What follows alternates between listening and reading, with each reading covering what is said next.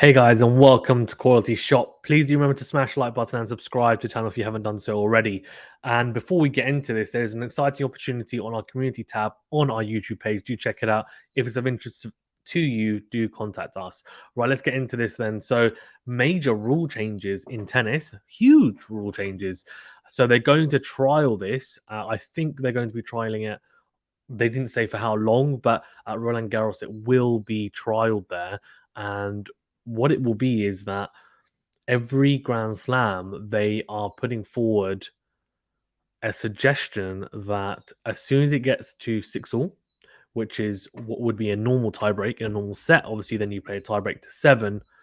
They're saying in the final set, it will be 6-all, and then you'll play a final set tiebreak to 10, so like a championship tiebreak. Now, some Grand Slams, they said, okay, yeah, as soon as it goes to 6-all, you then play that final set tiebreak to 10. Some were saying, if you go past 6-all, then it might be 9-all, 11-all, 13, whatever. But there was a limit, and then you play a tiebreak. Some were just, saying, the classic system, which was you have to win by 2 clear games. Now, we've seen some epic matches over the years where matches have been decided by that best, 2 clear games rule, even the traditional rule. Of course, the 2008 Wimbledon final.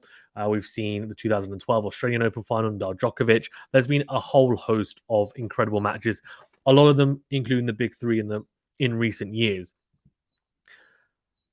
Let me just explain why I think it's a good thing and why it might be a bad thing as well, because I want to try and give like a balanced view on it. My personal opinion, if I'm being perfectly honest with you, is as a spectator, if I was to completely disregard, which you can't do, by the way, but let's just say that I am going to completely disregard someone's, physical recovery after playing a match, then of course the, 2 clear games is absolutely fantastic. Like, it's so dramatic, it's incredible to watch. I think everyone can agree on that for the most part, right? If you're a hardcore tennis fan anyways. If you're not as invested in tennis, then it might become boring because you're just like, oh, it's going on forever, right? And some of those marathon matches of 6-7 hours can potentially turn some people off. I think Andy Murray actually did mention it, to be fair, as well. So there's also been talks, of course, about some of the top players saying that they should stop best of 5 at Grand Slams and have best of 3. Now, for me, best of 5 is like, please don't touch that. But who knows? We'll see.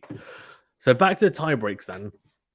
So the positive, of course, around the tiebreakers is, one, they've made it consistent.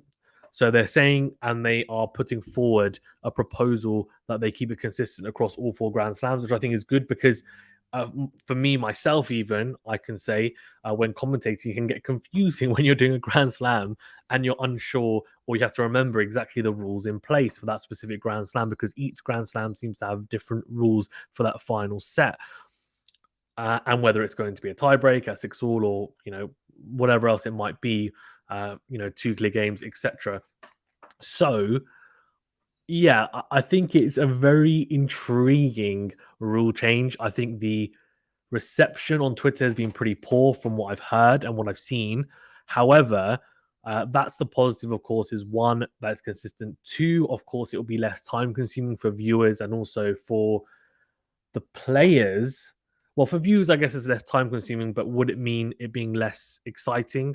We'll touch upon, I guess, the cons there potentially, but definitely less time consuming. And, at times, I know, for example, when commentating, I'll say to I'll say to someone, okay, I'm going to be done by X amount of time, right? This is the maximum time it'll be done. But if it then goes to 2 clear games, it can go on for a very long time, right? It can go overrun for an hour and a half, 2 hours more than you expect. It's not an issue. I love tennis, but for other people who are trying to plan their day, for example, whilst watching it, that could be a bit of an issue, right? So let's just think of it from a spectator's point of view and other people, and not just our own personal views. And I think that's understandable. So you, for example, a sport like football, it's 90 minutes. It's going to be 90 minutes.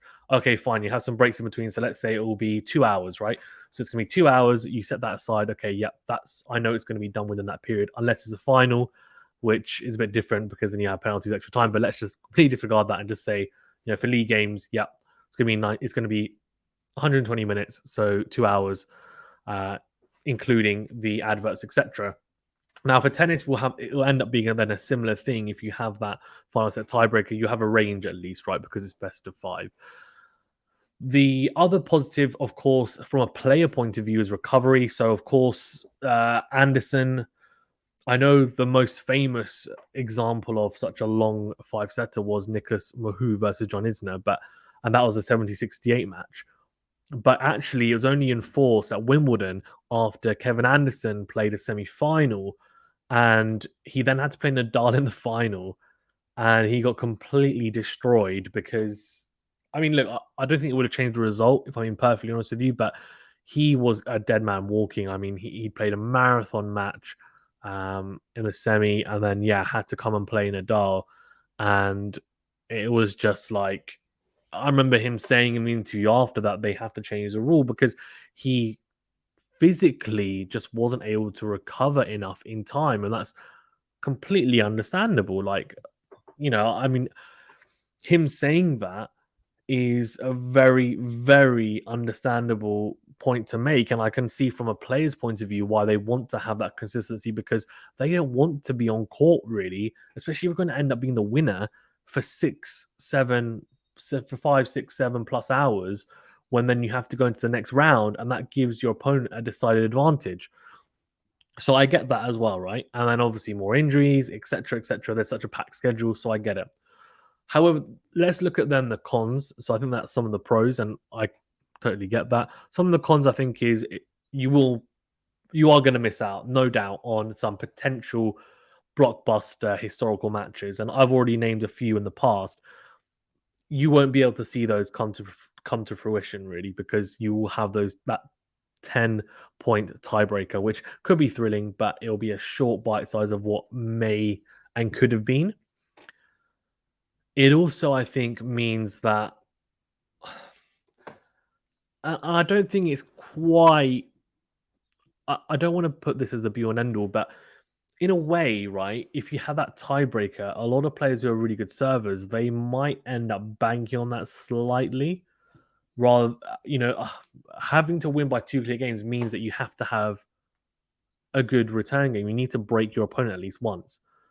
You could potentially win a match then if they have this rule in place by holding serve, right? Not breaking though yourself, and then winning a championship tiebreaker. So getting like a mini break in the championship tiebreaker, which means just winning a point really on your opponent's serve. So for me, that then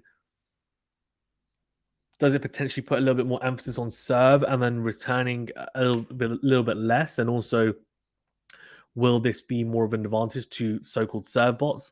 I don't know. And is that a con? I don't know. But it's something to think about. And I think it does also mean that people might potentially not expend as much energy in the back end of this that if they can see that they might be tracking towards that final set tiebreaker because they're thinking, I back myself in the final set tiebreaker, which is strategic. But in the past, right, you wouldn't have that because for the for having to win by 2 clear games, you would have both really going for it and trying to break each game. They may not be expending their energy as much in that final set tiebreak if they're so comfortable behind their serve. So it might end up being a bit more of a dull watch potentially at final set. Now, I'm not saying that's the case because I haven't really seen that in some of the matches that do have that final set tiebreaker to 10 after 6-all, but I'm just trying to think about how this could potentially change the landscape of the game. And then I think also, another con is that we're moving away from more the traditional ways. And I don't know if it's really a con. I think it's a con in the sense that, everyone remembers those matches. I grew up, for example, watching that 2008 final and thinking, "Oh my gosh, this is incredible!" Right, the light was fading. It's like, "Oh my god, we're gonna still play." Like, there's that thrill, there's that atmosphere in the air that makes it different. You don't know when it's going to end. You're just glued to your seat. You're like, "Oh my gosh, how is this still going on?" The Nicholas Mahut, John Isner one wouldn't have been fun for them, but for a spectator, it was like, wow, 3 days play and people coming back and people watching, and it was just a spectacle, right? That match is remembered because of that. Nicholas Mahut, for example, is not that well known I don't think he would have been particularly well known at all if he hadn't um, been part of that match. If that had gone to a 6-all and then a tiebreaker, I don't think he would have been as well known in the tennis community at all. He's a very good doubles player as well. He's won titles with Erber recently. But if you're someone who's a relatively casual fan, you're not really gonna know him. John Isner, everyone knows because of his serving prowess, but not Nicholas Mahut. So for me, there's a lot to think about in terms of how it's going to affect the game, how it's going to attract people. I think for younger kids, it would definitely, it'll probably be a bit more of a positive because it will be less time consuming, if I'm being perfectly honest with you, from current fans and people that are kind of my age and older. So if we're talking about kind of your 20s and then 30s onwards and getting older, I think they would prefer that at least there's some element of that, two clear games still in tennis. And I understand they want it to be consistent, but I think maybe if there was at least one Grand Slam that had that, that would be fantastic to see. I understand that they might not want it in all of them, but even I think rather than having it to 6-all, why not have it to, okay, if it gets to, I don't know, 11-all, right? Then we'll do the tiebreaker. And one of the Grand Slams did have that. So why not do that? Because it just means that there's then still a desire to want to get it done before that final set tiebreaker because it's not a normal set's length. You don't want to go to 11 all because you don't know how tired you're going to be. It doesn't matter if you're a great server, etc. You want to get it done before then. Whereas I think going to 6-all, there is this slight, I don't think you bank on it, but it's like almost safety to say, like, I'm going to get to that stage. And then it's kind of a lottery. I can potentially win from here rather than really pushing yourself in return games and expending your energy. Uh, Instead, you think I'll save that for the tiebreaker. So I don't know. Just some thoughts from me, spitballing. Really, let me know your thoughts. So, do you agree with the rule change? Are you happy with it? What would you like to see? I think the consistency part is a great thing. I think we need that across tennis in general. But is this the right rule to have across them? And do you think as well that the trial will be successful? Will they stick to it, or will they go back to two clear games or something different? For me, the idea would be go to maybe even not 11 all if they don't want to go that far. Go to something like 9 all and then go into a tiebreaker. But something which forces them to really think about and really, I think, make sure that they're not just thinking, okay, I've got that cushion. No, let's try and break now. I don't want to go to that final to tiebreaker because I could be knackered, right? So it's a real test of endurance and character and mental fortitude. I think the longer a match goes on, and I'm not saying that we should have just two clear games and that we should see 70-68 because that's fantastic. But I can understand why it then affects the player in the next round. But maybe something in between. But yeah, thank you very much, guys, for tuning in. Please remember to smash the like button and subscribe to the channel if you haven't done so already. If you are watching or listening on a podcast platform, do follow and subscribe to us on those relevant platforms if you don't mind. We also do have an exciting opportunity on our YouTube community tab. I think I mentioned it earlier in the video.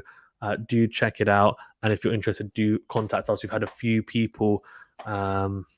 We've had a few people actually reach out already, so it's fantastic. Thanks, guys, and let's hopefully get at least one person on board. Thanks very much, guys. Stay safe and well.